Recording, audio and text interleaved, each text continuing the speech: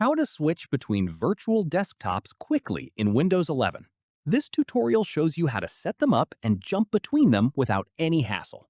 First, press Windows key plus Tab to open Task View and see all your open windows and virtual desktops at once.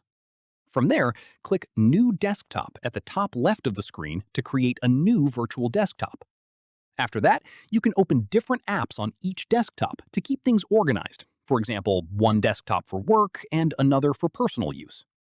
At this point, to switch between desktops quickly without opening Task View, press Windows key plus Control plus the left or right arrow key to jump between them instantly. Following this, if you want to move an app from one desktop to another, open Task View with Windows key plus Tab, right-click on the app window, hover over Move To, and select the desktop you want to send it to. From here, you can also rename each desktop to make them easier to identify. Open Task View, click on the name of any desktop at the top, and type in whatever label you want. Finally, if you want to close a desktop you no longer need, open Task View and click the X on the desktop thumbnail at the top. Any apps open on that desktop will automatically move to the one next to it, so nothing gets lost. That's how you switch between virtual desktops in Windows 11.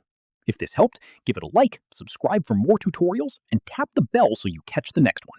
See you then!